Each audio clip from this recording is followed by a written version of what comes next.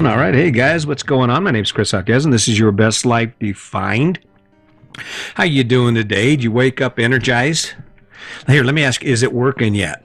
Okay, is this whole story I keep talking about how it's possible for us to actually change our entire life so that it's centered around the things we enjoy, the things that inspire us? Seems to be a tough conversation to have. I don't seem to be getting a lot of response from it as far as people talking about it or asking questions. So I'll come at it another way. And maybe this one will connect with you. So let me ask you a question. How much time do you spend trying to be like you? You know, how much time do you spend thinking about who you are and what you really love and what you really want to see in your life or what you value in your life? And then when after that? So that's part of the reason I keep harping on social media. Social media is a river of information about how you can be like everybody else. That's what we're doing. We're saying, woo, woo, look at me. This is how to be. And chances are you are being like someone you know. Oh, you're like, no, I'm an individual. Individualism is that's what everybody's striving for. But the problem is we all keep taking the same path. We all keep taking the same path down that road to normalness, to sameness, right? You're like, I know you're probably going, well, no, that's bullshit. That isn't true. But if you stop and think about it, it actually is true. If you stop and think about it for a minute, it's actually right on the mark. How much different is your life than anyone around you? Name one thing that you're doing that is completely outside the box or the realm of understanding for anyone else that you know. I don't know. I can say that. I can say that in a number of places. I can say that because no matter what happens, I work out every day, and I work out because of this silly ass idea that at some point some famous person is going to make me walk in front of a camera and I don't want to look like crap. I call it crazy, but I do it every day. I do a podcast every day. Why? I think there's a couple things there. I've never felt like a success. I've never felt like I've done anything of significance except for maybe raising my kids. My kids and my wife, my relationship with my wife are amazing. But when I sit up here and I start wanting to talk about me or people say, hey, well, tell me about you, I don't feel like what I've done is that great. But I think what I understand about what I'm doing is the ticket, right? See, what I did was I switched it up. Instead of me doing what we all did, and I did that for a while too, I was being just like everyone else, I started looking at me and asking myself questions about, well, why do I do the things I do? And as I sat there and I thought about it, I thought, well, hell, maybe I should be more like me. Maybe I should start asking myself questions about who I am and what I truly love. Because here's the burden, we all follow that story. We've all been given the same story about the American dream and what life is supposed to look like and what happiness is supposed to look like, right? But the problem is it doesn't feel that way. I mean, I'm looking around and I see people, they're angry, and we pick something to be angry about, but oftentimes that's not the reason we are so angry. It's frustration. It's frustration over doing the same thing and working so hard at it, and you can't figure out why it's not changing, why you're never out of debt, why you never have the opportunity to do any of the fun stuff that you see being flashed across that screen. This person you know doing that, friends over here doing this, and there you are. Maybe you should start trying to be more like you. I mean, if you're not being like you, it's probably because you don't think you're that cool, and that's kind of my problem, but I'm going to work at it anyway. I continue to grow and move. Sandy, I had a conversation with my wife today, and she says, how far away are you on that book? And I said, well, I figure I'll be done by the end of the year, which is my goal, and I'm working on it every day. I'm going to grind this thing out. It's feeling pretty good. And it was refreshing for her to acknowledge the effort that I'm putting in that isn't like everyone else's. I mean, how many people do you know who are working on writing a book, who are working on an active goal of putting their words out for the public to see and to read? You can't be like everyone else. The reason I'm able to do what I'm doing is because I'm being like me. So let's take a look back at you. this might not be your story. Let's just say this may not be your story, but it's likely that it is. So, when's the last time you spent a significant amount of time engaged in anything that you're just digging, that you're just rocking, that you just love every day? You just can't wait to do it. Even when before you're done doing it, you're wishing you could do more of it. You're already planning to do it again. That's your gauge right there. That's your gauge. And the way you can tell when the things you do fit who you are is when they make you feel like that. When they get you all excited. I can't help. When I get around my son-in-law, Garrett, I want to play disc golf because we spend time doing it. I want to go out and do things, right? I'm in Colorado here, and I keep thinking, okay, I got to get my rhythm. And I've found a really cool system that fits me, that allows me to do this, to give you quality podcasts and to talk about stuff that matters to you. But more than that, to allow me to do that amid all the other things I love to do.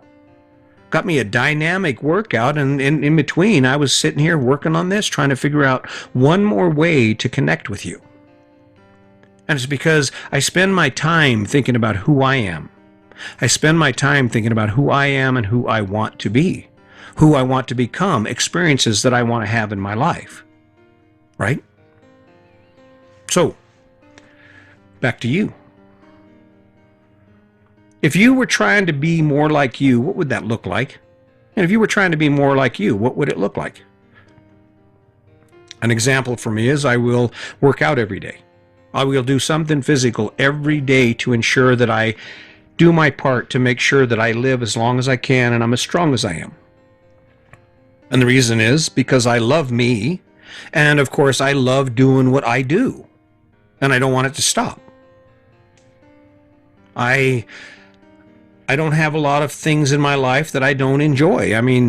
With every choice comes with two sides. It comes with the positive side, or the benefit that you derive from that decision, and then it comes with the burden, the negative, the thing that comes with having to do that or with that choice. My RV life, I've said it before, it's not carefree. For the first year, there was a lot of stress involved as we learned how to do this, as we learned what to be afraid of, what to be concerned about, and how to set that all in perspective. But really what it came down to is when we learned how to think about how to use this opportunity to make our life better. We didn't always have it organized. I think the first year we were on the road, we drank way too much because it's easy for you to fall into that being on vacation thing. But there's a point when that doesn't make your life better anymore. But now, Sandy's my planner. She'll say, okay, we're here. I got some things going on I want to do. What do you think? And she throws ideas by me, and I say, heck yeah, let's go do it. Whatever it is, right? Let's go do it, whatever it is. And that's because we're being like us. Does it bother us? Yeah, there's times when I think to myself, oh my, what have I done, right? What have I done? I sold my house. I have a fifth wheel. We travel around the country, and not every place we stay is wonderful. And right now, being an RVer in COVID, it's a double-edged sword, because on the one side, we have the flexibility to move, and we're agile. We don't have a lot of stuff with us. We don't have a lot of stuff. So being able to respond to situations, it's cool. But there's something in the back of my mind that says, well, a house is safer. But the thing about a house is you can't take it where you need it. So, but overall, we're being like us. We're kayaking, we're working out, we spend our time laughing and enjoying our time together, talking about dreams, chasing dreams. And the big thing is the lack of burden. What I've really noticed about this and trying to explain this to you is when you're being like you, there's not that angst. There's not as much of an angst to the hurry up, they got to get this done, got to get that done. Oh, I don't have time for that. That frustration that drives us. You know what I'm talking about. I'm talking about that feeling when you get in the car and you're headed home from work and you realize you got out of the office late or something happened and you had to go back and now you're stuck in traffic. And you can just feel it building. It's just grinding. It's like a time bomb. It's like just building stress. And then you get halfway home and you realize you didn't have beer or whatever it is, you forgot something or you need to do something, or you're thinking about the long list of things you're going to have to do when you get home because of the choices you've made. You chose that big ass yard. You chose that big ass garage. You chose those bills. So it's Friday, and before you bought that big ass house, you used to have Saturdays and Sundays off with a bunch of extra money to play with. And since you bought the big house, you're working Saturdays and you don't have any extra money to play with. Crazy. Crazy. And it's because you're being like somebody. The question is, who are you being like?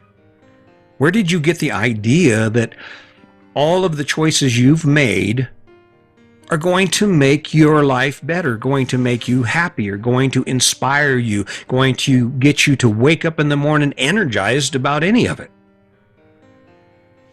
I suppose I could be wrong. I suppose when I think about it, I could be the one that is off base on this. But when I looked at my conventional life, there was so much of it that I just didn't enjoy. I mean, I'd get up at 5 o'clock in the morning. And of course, we had moments. There are moments in everyone's life, no matter what it looks like, when you truly enjoy yourself. But it was the percentage of time that I got to spend in those moments. Just little snippets here and there of what my life should feel like, and yet the majority of my time was spent doing all kinds of stuff that sucked. Was it bad? No, it wasn't bad. I mean, on a scale of 1 to 10, owning a nice house is about a 5 for me. But if I have to choose between owning a nice house and spending my time out in the mountains hiking and playing and doing what I want to do and what inspires me, I'm not choosing that house. I'm not going to do it. I'm not giving up my free time. That's like going to school and telling the teacher, hey, teacher, I'm going to give up recess. I want to work more. I mean, when you think about it, that's about the same comparison, right? It's about the same track, right? Have you tried being more like you? Stepping away from all this barrage of information that we've given every day. It doesn't shut off. Everything you look at is telling you how to be. You look at your neighbors and they're over there, got their new car. It's funny, I walked by the car wash today, and I guess maybe I'm judging, maybe I'm not, but I walked by the car wash and there was a couple, and they're about, in their late 40s, probably 50s.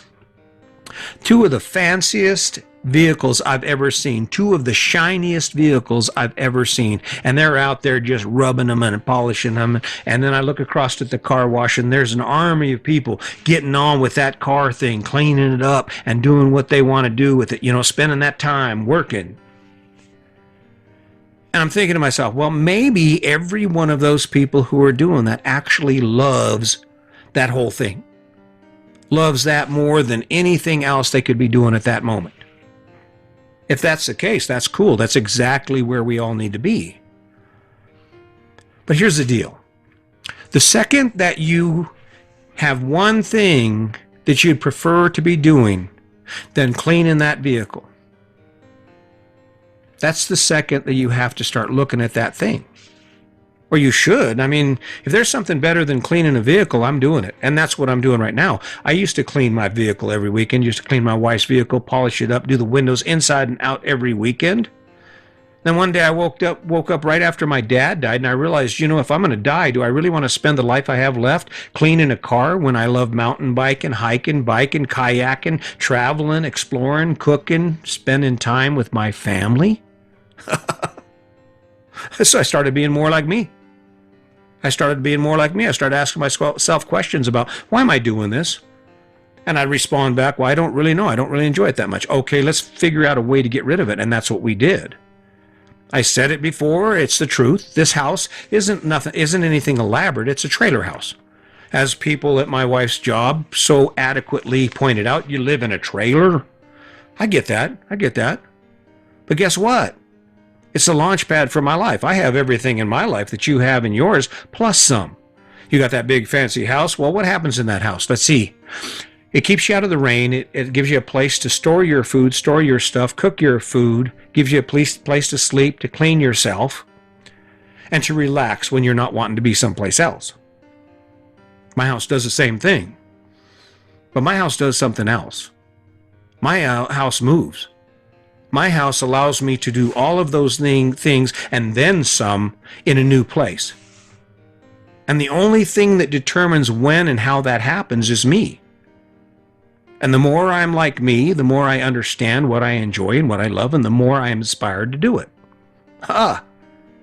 And you guys are laughing at me. I don't think so. Even if this RV life isn't perfect, which it's not, it's a hell of a lot better than what I used to do. Because there would have been no way in hell I'd have spent a month in Bar Harbor, Maine, or 6 months in Florida.